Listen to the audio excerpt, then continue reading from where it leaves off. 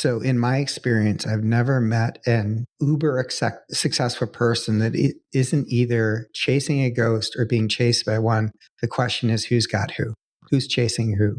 What I meant by it is that there's a chip on your shoulder. There's a high school coach, a English teacher that said you'd never make it. Maybe it's one of your parents who's like, yeah, they just never, that either pushed you too hard or didn't believe in you. And that is what makes you work harder, makes you work longer, makes you work stronger, etc. Hey, it's Rocky. Welcome to Richer Soul. Today's guest is Mike Maddock, an entrepreneur, author, and a coach who shows us how disruptors turn problems into possibilities.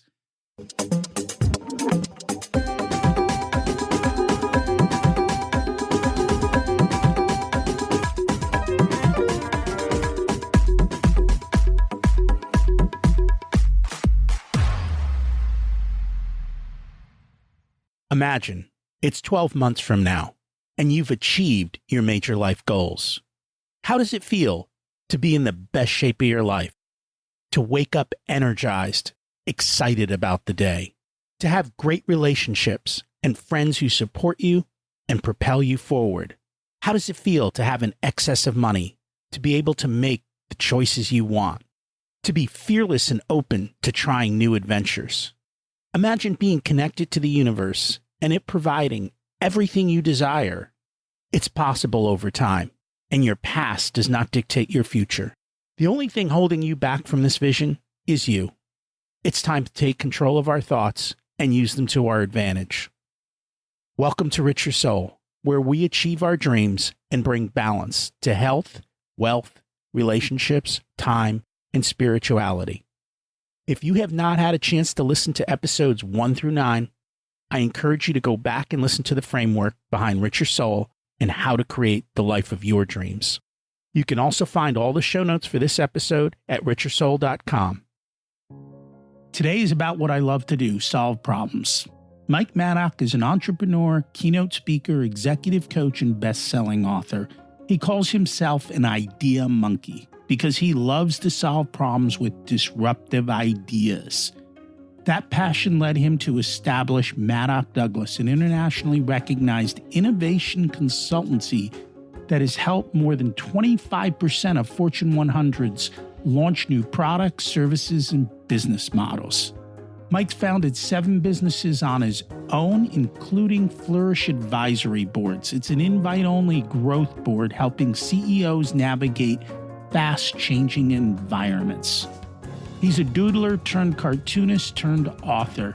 He's written 4 best-selling books, including the one we're going to talk about today, Plan D. He contributes to Forbes. He co-chairs the Gathering of Titans at MIT, and he's led both EO and YPO chapters in Chicago. Today, what we're going to do is explore how to engineer better peer groups, the frameworks disruptors use to make faster decisions, and why your ghost, the chip on your shoulder, might be your greatest competitive edge. Let's meet Mike and find out how. Welcome to Richer Soul, Mike Maddock. It's great to have you join us today. Rocky, it's great to be with you. And I am excited for the conversation. We always like to start at the beginning. What was it like when you were growing up, and how much did your family and school teach you about money? So I grew up we moved 9 times before I was in 4th grade. I'm a Navy brat. My dad was in the Navy and he was being promoted in Keebler, middle class family. My mom didn't work. She stayed home with the kids. And I learned pretty quickly that if I wanted freedom, I needed a couple pennies in my pocket. So early days, I started cutting lawns. I did the snow shoveling in Chicagoland. One of my big victories was I figured out that I could pitch and win engagements so I could get the driveway, and then I could get my friends to do the work and get a piece of every driveway. So that was my first sales lesson. How did you figure that out? Well, I liked, it wasn't hard for me to go and ask people if I could do work for them. And it seemed like most of my friends were pretty shy about it. And so I think I'll give some credit to my dad. I sold Boy Scout cookies. And I remember my dad came out with me and he taught me that if I opened the door and smiled at people first, they were more likely to stop and ask what I was selling. So that was my first lesson in sales. And I became very competitive about winning sales at a very young age. Never won the Boy Scout cookie thing, came in second once. But anyway, I didn't mind pitching the business and it was fun for me. It always has been. So doing the work was like secondary. Getting the work for me was the thrill. And you figured out that you could take margin on them That's doing right. all the work. You That's didn't have exactly to it. share equally. No, there was a negotiation it depended on how cold it was actually. So how Oh, and much they wanted to work. then my dad, God bless him, he ran a factory and he brought a snowblower home one day for the weekend that the factory owned. And my goodness, technology. It's like having a nail gun if you're a roofer. Things just go way faster. So we could just crank out those driveways. That was a good lesson as well. Yeah, it's a lot different shoveling by hand in Chicago, huh? It is. Yeah, it is. Horsepower matters. So what happened from there? I mean, you started to make money and you got a little bit of freedom, and then what? Well, so I went to Homewood Flossmoor High School, which was a big high school. I think there were 2,600 kids. I was pretty small. So they had a great intramural. I was too small to really play football, which is what I wanted to play. So I just started working. At 14, I had my first job. At 14 and a half, I had my second job. And serendipitously, every job I had was for an entrepreneur. So I got a chance to see what went on behind the curtain, how it wasn't easy. It wasn't pretty. There were tears. There was yelling. There was the wringing of hands. And these people weren't perfect. None of them were. They just kept at it. They were trying to provide a service or a product that they thought the world needed. And it was a great lesson for me. I mean, just totally serendipitous. And then when I got out of college, after working for Doug Harms in Ames, Iowa, an amazing entrepreneur, God rest his soul, I took the first job I could out of school. And it turned out that guy wasn't all that nice. And I remember thinking to myself, this guy's a jerk. And if he can do it, I can do it. And I hung a shingle. I was 23. What was that first business? It was a branding, marketing, advertising company. The tagline should have been, sure, we can do that too. Because I would just literally try to get anything, any project, whether I had a right to do it or not. And, the logo or brochure, eventually websites, eventually ads. And that business started in 1991, then grew to about 25 million top watermark. Wow. So you got, let's say somebody wanted a logo. I'm guessing you found somebody to create the logo. Yeah, I had a partner, Wes Douglas. The company was called Maddock Douglas. Wes was my boss at the first job. After I quit, I hung a shingle and tried to convince him to come along with me. And about 6 months later, he did. And Wes is an incredible technician. I was a pretty good writer, a pretty good concept guy. I'm a kind of a creative director type, account manager. I like to sell and make people believe ideas were automagical. Wes is a great technician, a very good technical designer. So eventually it worked out. I go hunting, kill something, drag it back to camp, and we would both cut it up for, that was the recipe. And that led to first employee, the second, third, and so on. So with all these early skills of learning to make money, did you ever learn to save money during that period, or were you enjoying it while it came in? No, it's like the old Doritos commercial, got to make, or donuts, got to make more donuts, got to make the donuts. I think my gift has always been, I've been able to produce money and I've always been able to outrun my own expenses. Here's a pretty cool story, Rocky. Inc. magazine, see if I get this right, called me one day and they wanted to interview me about entrepreneurs and their money. So I interviewed and then they called back and they said, hey, we need a picture of you because we are going to do illustrations of people. And my point of view was that entrepreneurs are lousy with money because they take all their money and they keep dumping it back into their businesses. That was my point of view at the time. Turns out to be absolutely true in my case.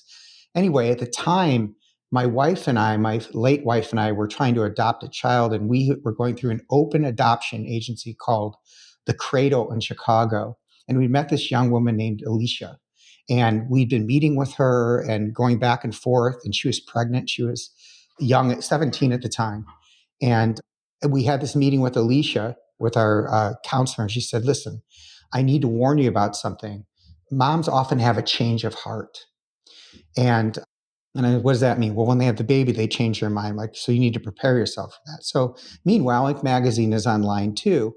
And the person I'm working with is Alicia, the editor at Inc. Magazine. She calls and she says, hey, we need to set up the photo shoot. And I said, the photo shoot for what? And she goes, oh, you didn't hear? You're going to be on the cover of Inc. Magazine. And we need to take your picture. I'm like, what? So I didn't tell anybody but my mom. I went downtown Chicago. They took a picture of me, this guy who photographs Rolling Stone magazine. So it's Springsteen and Fleetwood Mac and me.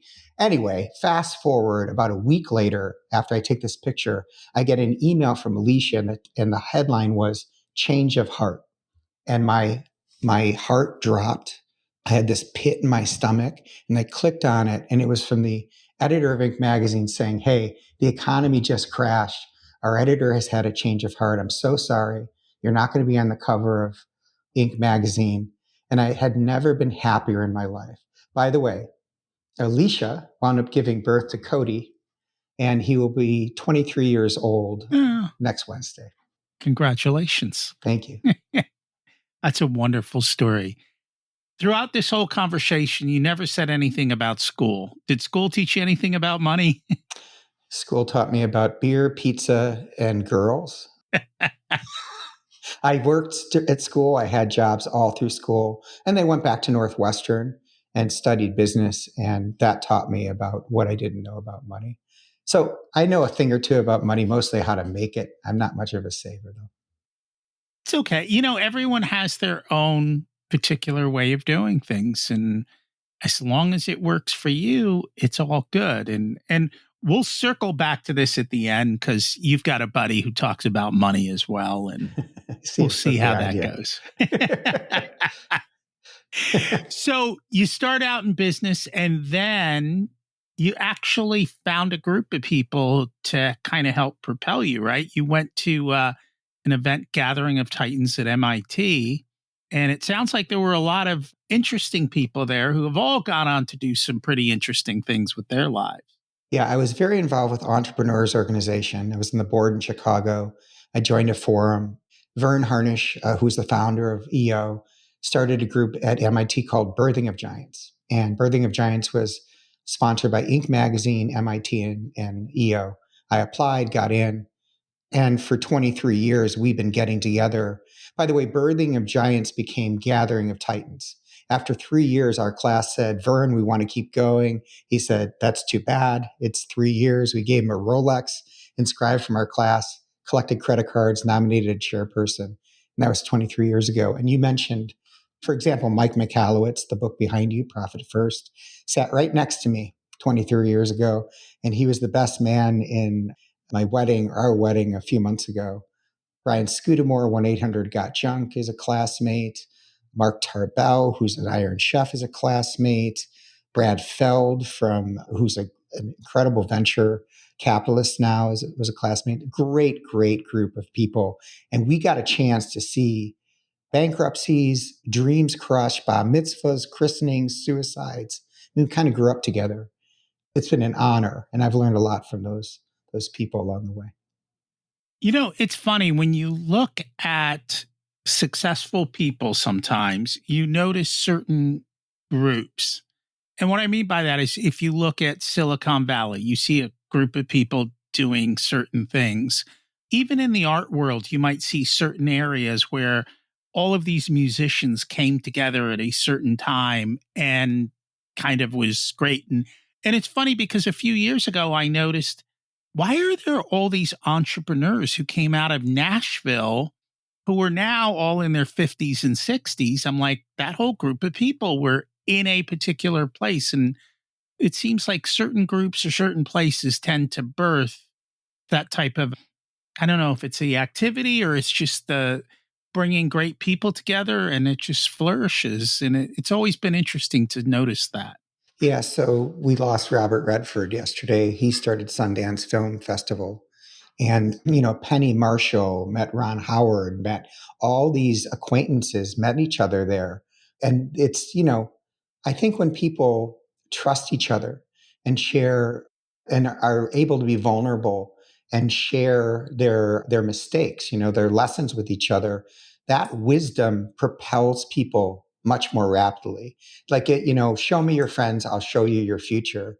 John Wooden said that. I totally believe that. Like it's not what you do, it's who you do it with. And there's a couple things that happen when people get together and they're successful. One is luck.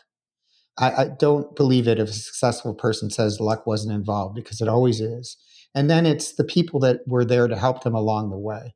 Nashville, I met with the governor of Nashville at an event, and he said the secret of Nashville is that it's a culture that was born out of music, and musicians collaborate, and they know that the more people involved in a song, the more likely it is to be successful. So the community around Nashville are all collaborating with each other. They will actually reject you if you don't collaborate. And that's what makes Nashville such a great hotspot of entrepreneurship and innovation. Interesting. I did not know that. And it has definitely taken off over the last, well, it's been a while, but it's overnight success 10 years later, I guess. Exactly. It's a great town. So we're actually here partially to talk about one of your books. What inspired you to write the book, Plan D, How to Dream, Drive, and Deliver? So Plan D is about disruptors. People used to ask me, what is a disruptor? And with my tongue firmly in my cheek, I would say people that blow shit up for the good of the whole. A more refined definition of a disruptor, at least in business, disruptors see possibilities where other people see problems. They can come into any room, any relationship, and they see something that someone says, we got a real problem. They say, are you kidding me? This is a possibility. So I started Maddock Douglas in 91 with Wes, and eventually became an innovation consulting firm. So all of our business was around being in rooms where people were being forced by some economic reality to pivot. And they were hiring us to do the research and then come up with a new product, service, business model and launch it. And so we were in rooms with disruptors. And I just started taking notes about what they had in common. And so Plan D basically, and we talked about this before you started rolling the cameras, Rocky, every chapter is about a superhero power that the disruptors that I know have. And so it was fun because I got to write about people. Michalowicz, for example, you've got his book, Profit First, above you. I wrote about him. And it was just a real pleasure to be able to kind of honor my buddies and, the gifts that God gave them that made them great disruptors. And Profit First came out of essentially Mike's bankruptcy and dark times for him. He had to go through some difficult times. And that got him thinking and saying, wait, why did I screw this up so badly? What's wrong in the way we're presented information? And that's how that kind of came to be. Yeah, I love him. And he's so gifted. I mean, he talks about himself as an author, but he's actually quite an entrepreneur. He can't help himself. He's really good at building businesses, growing them. But his real gift is humility and authenticity. Like he tells you about the mistakes he's made. And it's kind of gut wrenching to hear some of the things he's been through, but it's as inspiring as gut wrenching because he's a great success story. He figured it out. He's built a business and he's one of the funniest guys I know. So if anybody ever gets a chance to meet him, man, that guy's funny. I've met him many a times, and that is the one thing he is. He is funny, and he takes the topic of money and makes it approachable and talk aboutable, especially for business owners who, just like people, don't want to talk about money, which is kind of funny to me because I'm like, you're in business. The entire purpose is to make money. How do you not talk about it? Yeah. And if you want to know how close a group is, like a forum or a peer group, see if they've talked about money together. It's very intimate for people to share what they've got going on financially. And it's a good tell. Are you familiar with the book Tribe of Millionaires and GoBundance? I know GoBundance, but I don't know Tribe of Millionaires. So Tribe of Millionaires is the book that the people who started GoBundance wrote. Oh, okay. That was their original four guys. And one of the things that I've always loved about GoBundance as a group is everyone's got a scorecard. And on your scorecard is your finances. Yeah. And they want, you share your finances along with how much you weigh, right? And nothing's sacred. People are going to call you out. Like, what are you doing financially? What are you doing with your health? How are you living your life? And it's good to have that kind of a space around you. It's funny because you talked about how you came from the sales side, and I spent most of my life in sales. I love problems because if people don't have problems, they're not going to do anything. It's when they have problems that they're willing to change and they're willing to do things differently because they have a problem that they've got motivation to fix. And so to me, sales was always showing people how to solve problems. And if you could show them a good way to do it, you definitely were able to get the sales, so to speak. Yeah, it's funny. When I was a young father, I refused to let my children say the word problem. I would make them say opportunity. And I remember I trained my dad would always be like, "Oh, Michael, the problem is," and I'm like, "Dad." And now he, even today, he's like, "The opportunity at hand is." So I think the ability to see a problem as an opportunity is important. I'm not sure about the accountability thing. So, I think I'm an expert at peer groups, and I feel like the slippery slope of accountability is that it can be too competitive and people get upside down on being authentic and transparent because they don't want to compete. So my and I know that some peer groups are, built on the idea of you're going to come in, you're going to show what you got, we're going to keep you accountable. That's fair enough. I think the best practice is asking, do you want to be held accountable for this? And if someone says, yeah, I got to be held accountable. Well, now it's time to go, okay, then we'll bring it up every meeting and let's come up with some metrics and we'll hold you accountable. But I think if people aren't ready to be held accountable, it can shut out the time and wisdom it takes for someone to get to the point where they want to be held accountable. Does that make sense? Think of the young entrepreneurs in your life. It does. I guess my question, though, is if they don't want to be held accountable, what are they doing there? Just learning or just. So, gosh, that's a good question.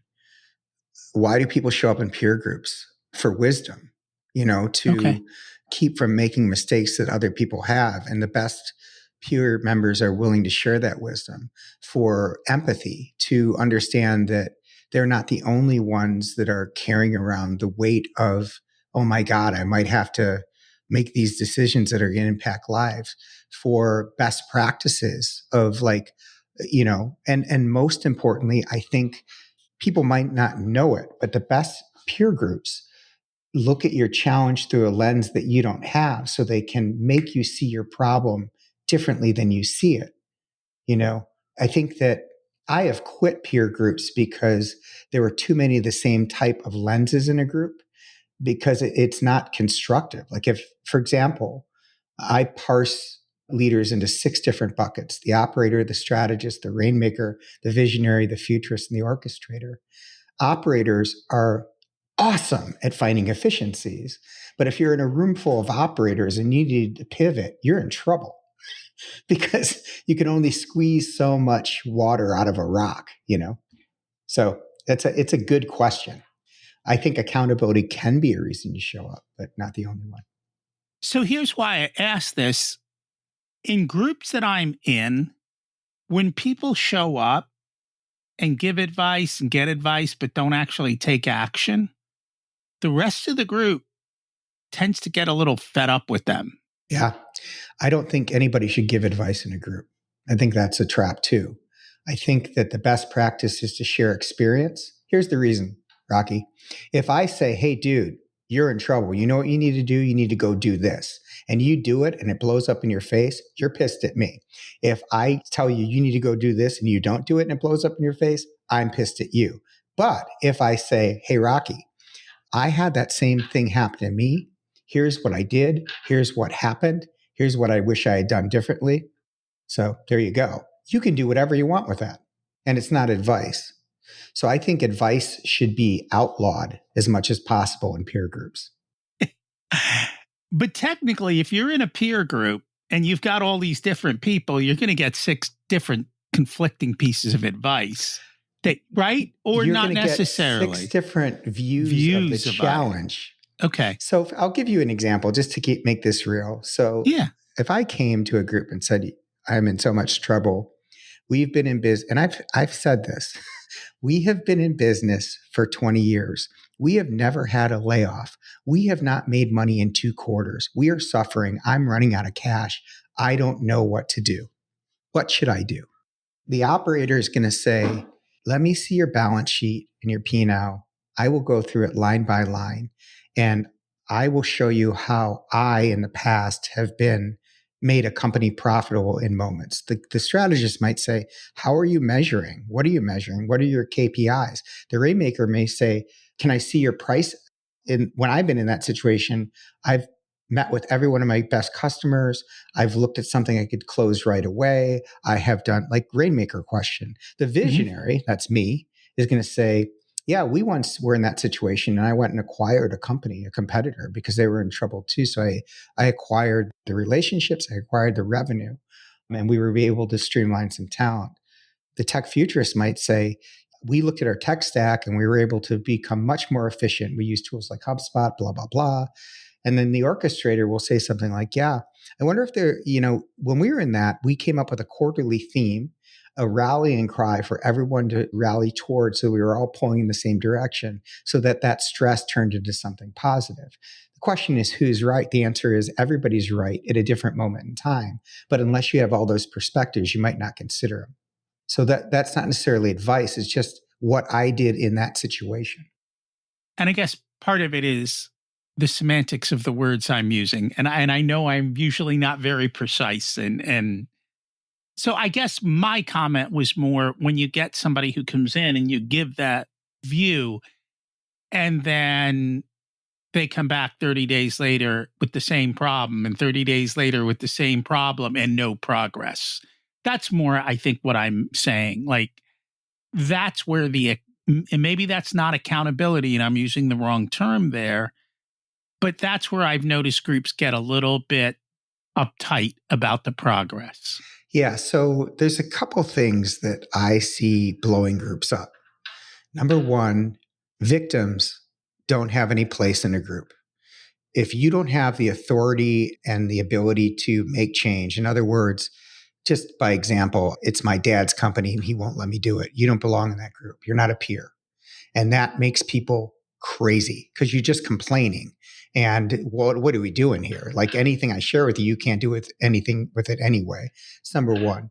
Number two, there's asymmetrical issues don't work. So if you're running a $50 million company and I'm running a $500,000 company, our challenges are different.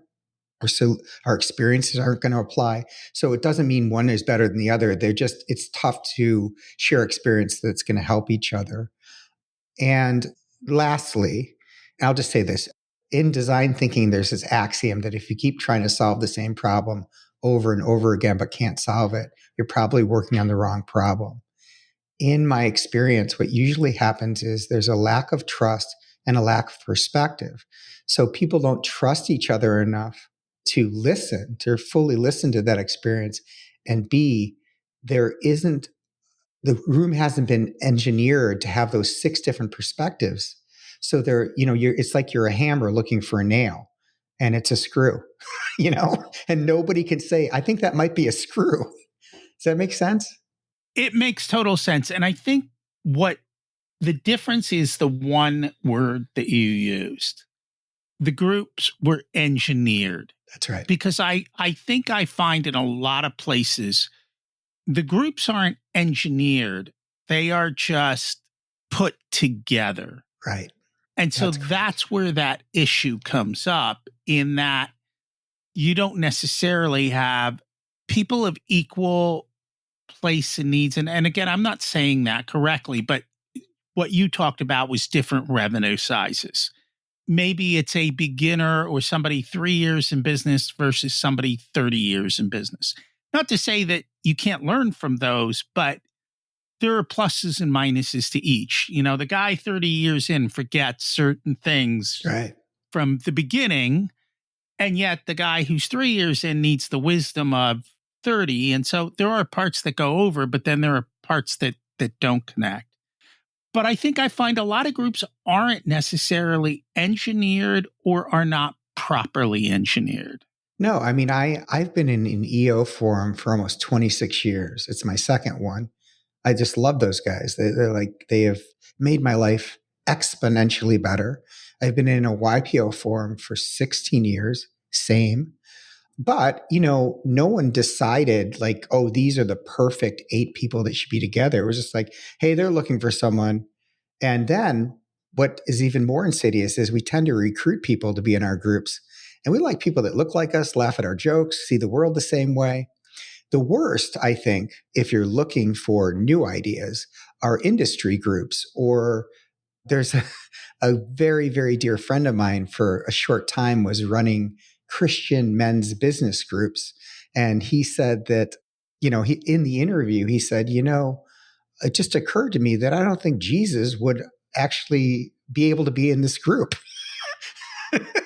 So if I wrote an article for Inc. magazine that 7 ways to know you're not getting enough everything out of your peer group, one of the ways was if everyone goes to the same bathroom or the same church. The diversity of perspective is really important if you want to see things differently. And if you wind up in a room with middle-aged white guys all in the same industry, the chances that you're going to see things differently are pretty slim, I would say. Do you find, I've been in tons of room with driven entrepreneurs. They tend not to necessarily tell stories in the way you did. They all tend to give advice. Is that something that has to be taught in the group? Or how does that come to be? Okay, so here's another. I've got like hot takes on everything today. I've had way too much coffee. That's okay.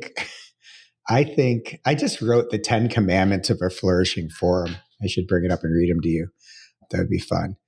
One of them is that thou shalt not have a moderator or facilitator that has not borne a P&L. So I think that you need a moderator. I think that you need a professional facilitator to herd the cats. And that person's responsibility is to orchestrate the essential conversations, have people present for the good of the whole, keep people on track, and keep them from taking advice or giving advice. Otherwise, it runs the risk of being unruly. None of us like to take orders. None of us are used to having people boss us around. So someone has to be in charge. So that I think that's a rule that I believe, and that person can't be someone that is just trying to line their pockets by putting people in a room. They have to be a fellow P&L owner.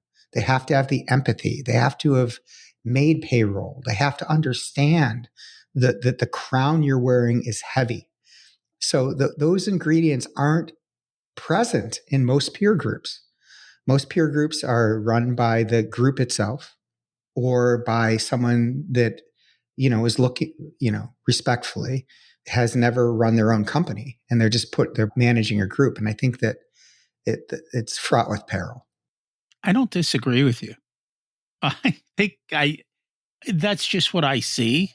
And so that's kind of what comes across. And I've noticed it in a variety of different groups. And I think that's why some of the groups don't work well, because people were thrown together and half the group is one way and the other half of the group is in a different way. And and then it's what oil happens? and water. Tell me what happens, because we're both going to say the same thing. So you're in a group like that. What happens? What happens to the best members of those groups?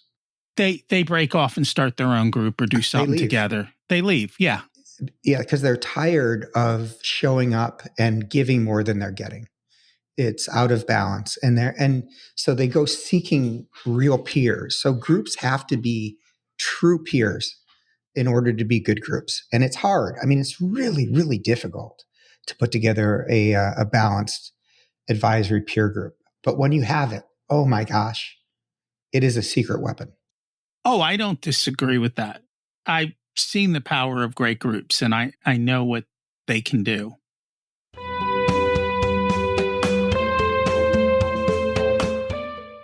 This episode of Richer Soul is sponsored by the Profit Answer Man podcast. If you're a business owner who wants to scale and grow, increase profits, or want to have strategic conversations around your financials, then check out the podcast. You'll learn how to work less, increase cash flow, increase profits, and build reserves to help you weather storms. It's built on the Profit First methodology of pay yourself first. The Profit Answer Man podcast is a must listen to for every small business owner and anyone who wants to help them survive and thrive. Check it out on your favorite listening platform. Getting back to the book, there was one thing in there that was interesting. You talk about disruptors, and disruptors are people who kind of change the world or change things around. I, for one, I can't deal with the fact that this is the way we always did it, or like, this is just the way it's done, or people who just, the answers just make no common sense. It makes me angry. I'll say it. Okay. It ticks me off. It ticks me off. I get very upset now. I get frustrated because I'm like, I get frustrated on multiple levels. Like, I'm like, who hired you? And does the owner know he's losing money? And do you really want me to leave as a customer? But anyway, but you also said in there that all disruptors have a ghost. Yeah. What did you mean by that? So in my experience, I've never met a successful person that isn't either chasing a ghost or being chased by one. The question is, who's got who? Who's chasing who? What I meant by it is that there's a chip on your shoulder. There's a high school coach, a English teacher that said you'd never make it. Maybe it's one of your parents who's like, that either pushed you too hard or didn't believe in you. And that is what makes you work harder, makes you work longer, makes you work stronger, etc. And if the most successful people and the happiest entrepreneurs and business people I know are well aware of that chip on their shoulder, they almost gamify it. Like, oh, you never said I do this, or look at this. And they're aware of it. It's the people that aren't aware of it and that they're being haunted by this subconscious need to be better, but they're not sure why, that turn into these miserable jerks. And so the whole chapter is think about who is it? What is that chip on your shoulder? Jimmy Kimmel, when he hosted the White House Correspondents' Dinner, when Barack Obama was president, he got up and said, hey, listen, lastly, I just want to say a word to my 7th grade English teacher, Mr. So-and-so, who said I'd never amount to anything. Well, Mr. So-and-so, I'm about to high five the president of the United States.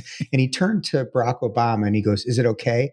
And the president smiled, got up and high fived him. And he goes, suck it, Johnson, or whatever his coach. That's his ghost. Like, he was so aware that this 7th grade English teacher said, dude, shut up. You're never going to amount to anything. It haunted him. It drove him. It became his unfair competitive advantage. So when I meet with leaders, I'm like, hey, man, it's okay. What's your ghost? Just make sure you know what it is and build some KPIs around it. Kick its butt. Just be aware of it. And we could sit here and do a whole show about people, dysfunctional leaders who are very successful if you look at their bank account, but just miserable and just complete jerks because their dad didn't love them enough, their coach didn't believe them enough, and they have no idea why. Well, that was the original, kind of as our tagline to the podcast. You got rich, now what? Because it wasn't the money that was going to solve it. Wait, do you have to be rich to be on this podcast? I might be on the wrong podcast. No, you don't have to be. We take people at every part of the way to teach us, their part of the journey. And can I give you my definition of wealth? Sure. I think I've been very, very blessed to have, I had an amazing wife. I have a new amazing wife. I have amazing children, amazing friends, and had amazing businesses. I think wealthy people can do what they want, when they want, with who they want, and they're not distracted by money. And that's the Venn diagram. And that last part is the hardest part, not distracted by money. Because I know plenty of people that have hundreds of millions of dollars in their bank account and they can't stop thinking about it. They're obsessed by it. It runs them. That is not wealthy. Mm-mm. That, to me, it's what you want, when you want, with who you want, and you're not distracted by money. If you can get there, and that for you, that might be $1 million, it might be $500,000, it might be 100, whatever it is. If you can get there, congratulations, you're wealthy. Yeah. And I think for me, it's time freedom. What you want, when you want. Yeah. And the other half of it is making sure you're still healthy so that you can enjoy all those things, because if you give up your health for that, you've blown it. Yeah. And then it's the ability to do all of those different things and have the right, what you've been talking about, and not specifically, but mindset and attitudes towards how you live life and so forth. And that's very true. And it's funny that you mentioned, because as I was reading your book, I was also reading Gino's book, Shine. And he also talks about the ghost. And I think, though, for a lot of entrepreneurs, that ghost is what caused them. We've had a lot of people on this show who are successful today who had crappy childhoods. And it was that crappy childhood, more often than not, that was the fire starter for what they became. Yeah. Is that Gino Wickman's book? I have not read Shine. I'll have to read it. Thank you. Yeah, it's the softer side of life, what we're talking about. I've about. not read that book. It goes back to his pain when he was 7. Okay. And he's like, every entrepreneur that I've met has some kind of childhood pain that they're dealing with, which is kind of what you're saying in a different way. Yeah, I think that's right. And I will tell you that if you didn't have enough pain, you'll make it up. No, I mean, the ability to think about great athletes. They're looking for a reason to be ticked off. Do you know what they said about me? They disrespected me. So I'm going to, they were looking for a reason. Michael Jordan was famous for that. He's like, did I hear you say that about me? I didn't say that about you. Yeah, you did. And now you're going down. He was looking for it. He would find the chip to put on his shoulder. It's useful. I don't think there's anything wrong with it.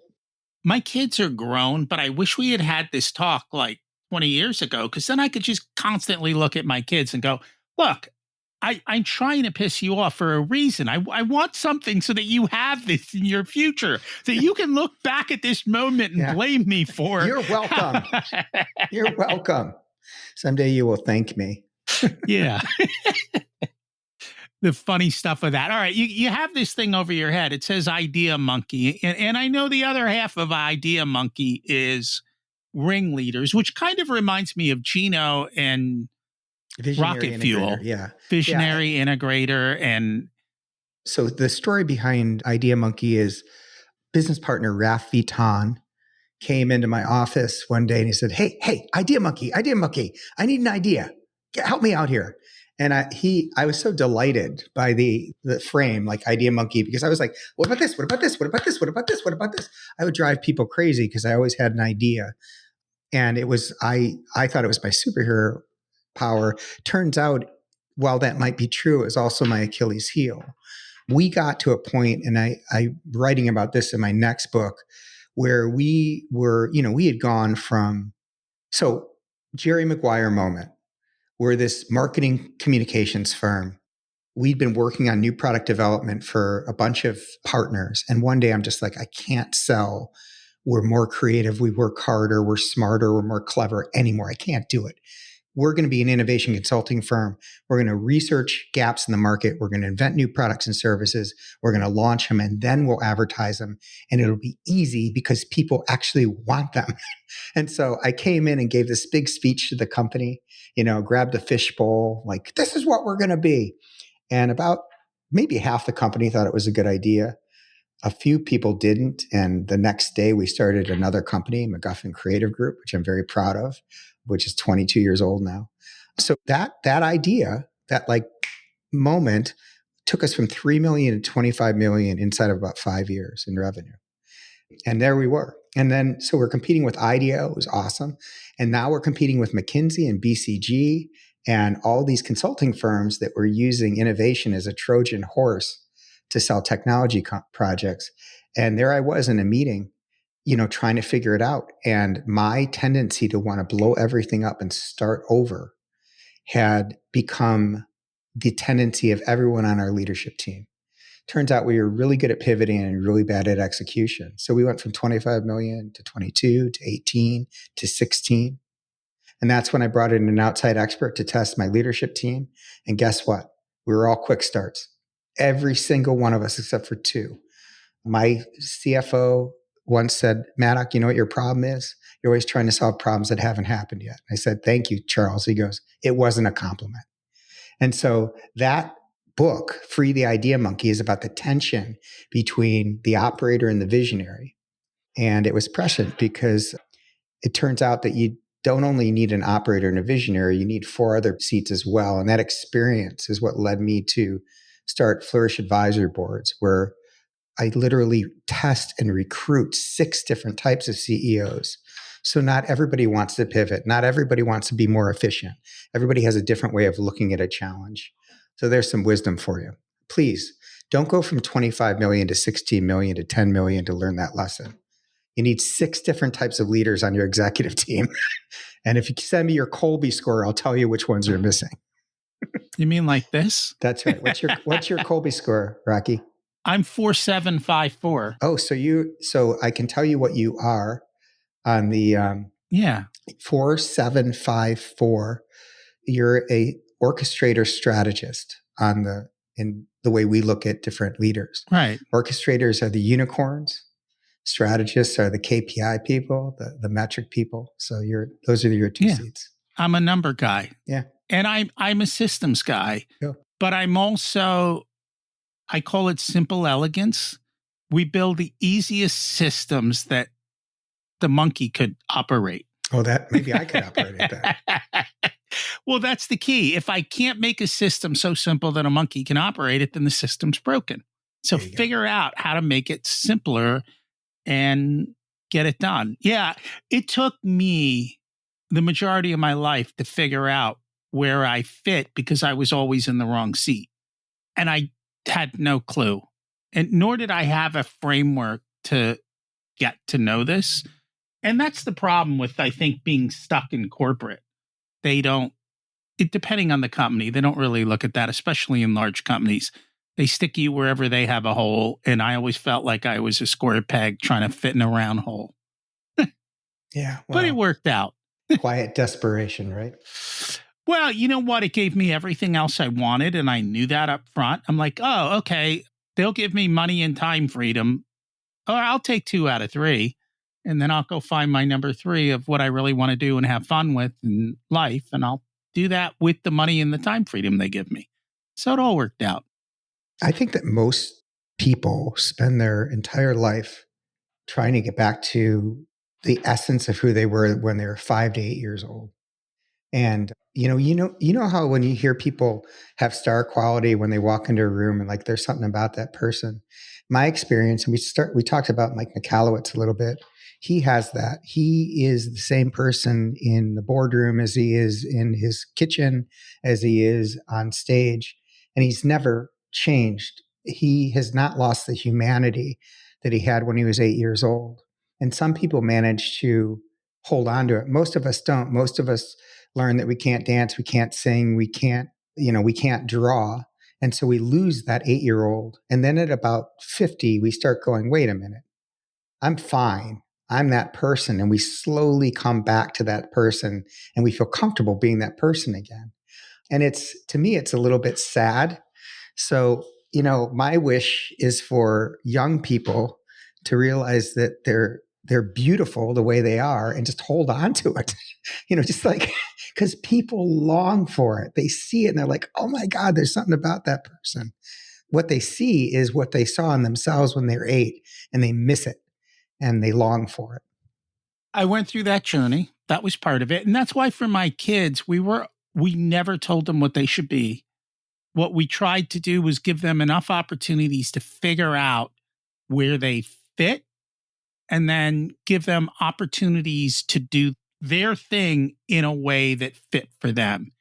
And for the most part, it's worked out pretty well for them in that case. It's awesome. And they have to do that. It's funny because there was this quote from Seth Godin. He says, auto companies sell sports cars to 50-year-old guys that they dreamed of. Actually, he said, we sell sports cars to 7-year-old boys that they buy when they're 50. Because they go back to that core.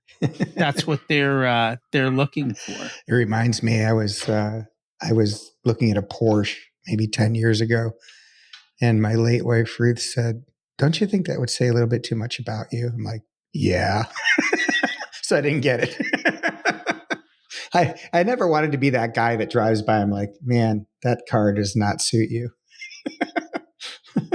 You know what's funny? I saw a meme the other day, and it's the 50-year-old guy getting out of the sports car, and literally he's on his hands and knees because it's so damn low to the ground. Yeah. You can't get up. Dang it. I'm glad I was never a car guy, so I have not suffered through that, but I know plenty you of people. You didn't have to, yeah. It all works out. One of the other things I kind of wanted to touch base on is decision-making frameworks or frameworks in general. Have you found, you've been parts of lots of different groups and so forth, are there certain frameworks that you have found that are helpful when it comes to all of these decisions? Maybe it's business, maybe it's personal, or... Yeah, sure. There's actually a chapter in the book on frameworks that in Plan D that I would encourage people to grab. I'm a big fan of, and I'm writing 2 other books. One book is about making the right decision at the right time and how leaders help people to do it. So off the top of my head, I love the 2x2, high value, low value, high cost, low cost, bottom left, low value, high cost, don't do it, bottom right, high value, high cost. You're looking for top right is like high value, low cost. You want to do that right away. And top left is a high cost, high value, and you want to selectively invest. So if you can take all of your challenges with your team and populate that 2x2 and then pick out, choose your battles, just 1 or 2 on the top left and a few on the top right. That's a great framework. There's a whole innovation framework that I won't go into that is very powerful. It's kind of like a portfolio model for where you place your bets on new innovation. And I've written extensively about that. So if you want, just Google Mike Maddock Innovation Portfolio Framework, and you'll see that. And then the really tough decisions are, and I'm borrowing this from Jonathan Domsky, who's one of my mentors and coaches, and he's a guru in Flourish Advisory Boards. He encourages people when they're having a really tough time. Usually it's because you have competing values. Like I want to be a good dad, but I want to be generous. And good dad means I won't give my kids this, but being generous means I really want to give my kids this, something like that. And he encourages you to list all your values, take a decision and rate the decision you're thinking about making against your values. And you have to force rank your values. And if you score it that way, you'll have a very difficult value-based decision and a way to make it. Interesting. Does that make sense? Yeah, it does. There's a lot of frameworks out there, and you got to figure out the ones that work for you. And then a lot of times I tell people, everyone tries to mold themselves to a framework. I go, mold a framework to you. Like, make it work for you. You don't have to be perfect to the framework. Like, that's just not it. Yeah, I think that, borrowing your words, I think it has to be simple enough so it's easy to understand. That values one is a little bit more complicated. 2x2 is super easy. I do think it's important that everyone on your leadership team understands the framework you're using, and if possible, uses the same one. Because if you can keep going back to the same framework, you start to train the team to go, okay, here's how we're making decisions about what we're going to do this quarter, next quarter, et cetera. And that's part of it, right? Training people so that you don't have to keep leading all the time and being the answer man. You can let somebody else have the answers and figure it out. And maybe somebody else will have a different disruption than what you came up with. Yeah, it's one of the challenges of being an idea monkey. We rescue with ideas. We love having ideas so much that people will come to us and say, what do you think we should do? I'm like, well, what about this? What about this? What about this? When the real answer is, what do you think we should do? Here's one of my favorite frameworks. Speaking of frameworks, you've heard of the 1-3-1 framework? I'm not sure. So the 1-3-1 framework is, if it's like, Rocky, you come into my office and we have a 1-3-1 culture. And you're like, I think we got a problem. I go, okay, Rocky, I want you to 1-3-1 it. Let's have lunch on Tuesday and 1-3-1 it for me. So the standard way of 1-3-1 is, 1, here's what I think the issue is. You tell me. 3, here are 3 solutions to the issue, and here's my recommended solution. In Flourish, we make it questions. Here's the question I think we need to answer. Here are the 3 leading questions I would ask to answer that question. And here's the most important question. It goes to the Gestalt thing. Because I think if you get the right question, the answers are easy. Correct. And that is literally the key, knowing how to ask the right questions for that particular situation. And the other half of that is, when you ask questions, people are more apt to be accountable to their own answers than yours. That's right. Right. So, and I'm going to tell you something that you and your audience probably already know. As we get older, we have less energy, but we know how to ask the right questions. That's it. Like, it's like we expend way less energy because we have all of this experience. We're like, well, here's the question I might be asking myself at this point. And that's not like off the top of your head. This is like well earned. And when you can, that's wisdom. Like, how would you answer this question? One other thing is, in the world of AI, oh my God, if you ask the right question, you can get the answer. Like, what do you want to know? Because in 30 seconds, I can get it to you. Yeah, I'm starting to hear the flip side of AI. People are stopped thinking. Yeah. And people aren't discerning the answer. So my AI that I use, just ChatGPT, has a tendency to hallucinate, forget. Well, who trained it, Rocky? Well,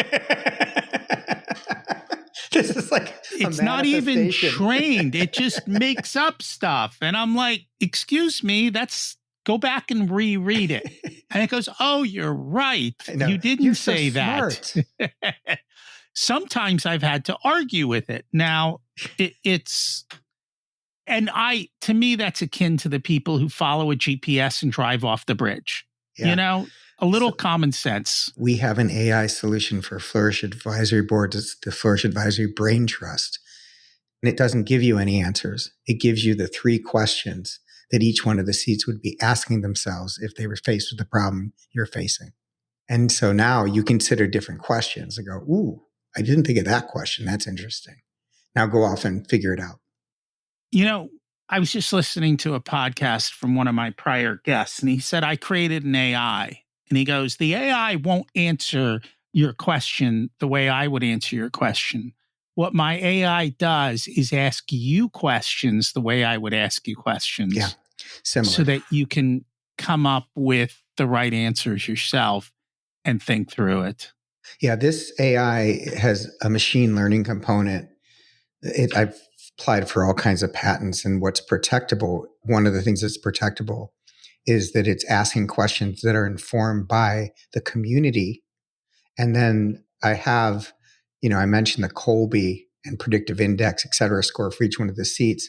So behind each one of the seats is also like 3 or 4, actually 5 or 6 of the greatest thinkers that share that Colby score. So the questions they're asking, it might be Michael Porter, for example, asking the question behind the curtain, if they were in that position. So it's fun because I think if you like, oh, there's a question I hadn't thought about before, and it shifts your thinking. No one's giving you advice. No one's telling you what to do. It's just, have you thought about this question? And if you can truly consider it, now you're looking at the problem differently. So it's a different rabbit hole you'll go down. You've given me a new idea for my ChatGPT. Awesome. Well, congratulations. Idea monkeys unite. We've done it. We'll see how that goes.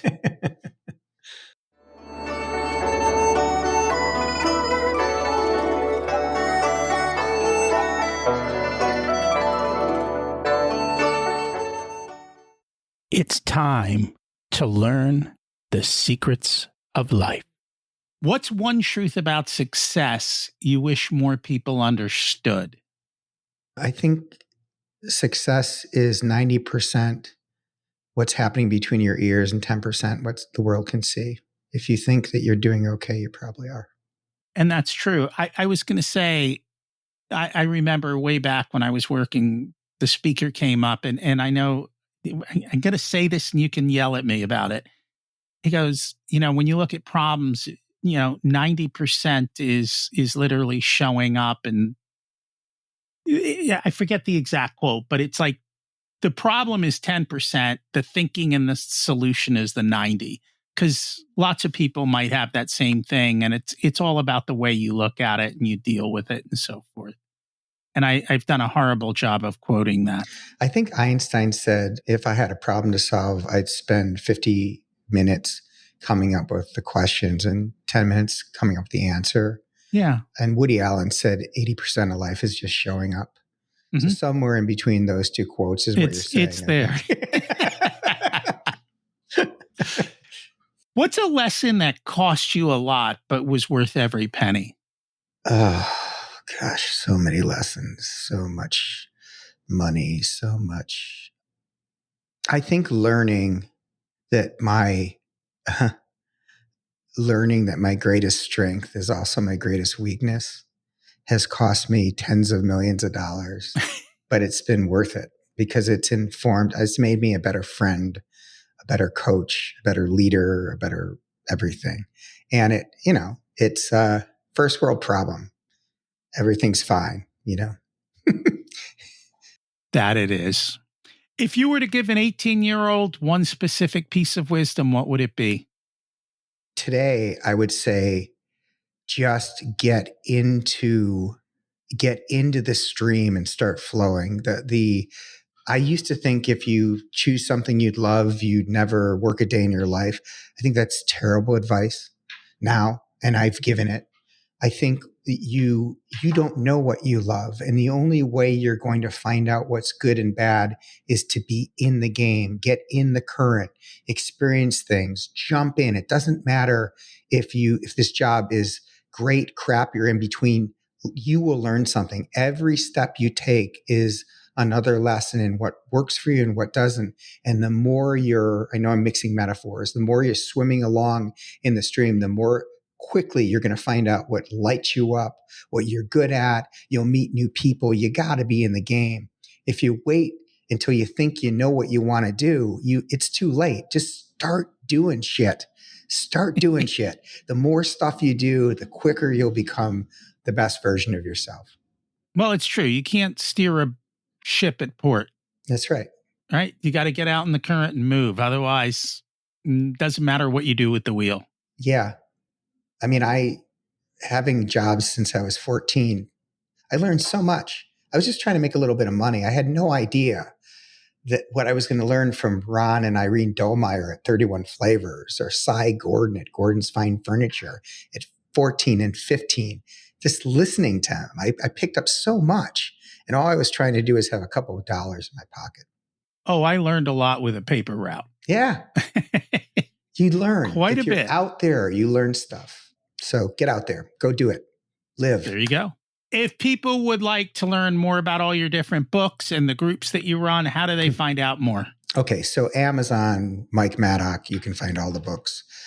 Mike at mike-maddock.com. You can find me there.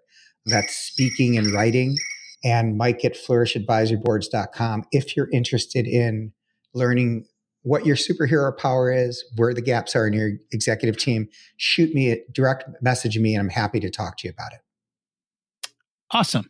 Thank you so much for joining us today. Rocky, it's been a blast. Thank you. The quote I butchered at the end is, life is 10% what happens to you and 90% how you respond. Thanks for listening to today's conversation. Remember, true wealth isn't about money. It's about freedom, doing what you want, when you want, with whom you want, without being distracted about money. Mike reminds us that every disruptor carries a ghost, a chip on their shoulder that can either haunt them or propel them. The difference comes down to awareness. He also showed us how better rooms and better questions lead to better answers. So the question is, what ghost is driving you? And is it holding you back or pushing you forward? By the way, do you know someone who could use a fresh perspective like this? Would you do me a favor and would you share it with them? I would appreciate that. Thanks for listening. Have an abundant week.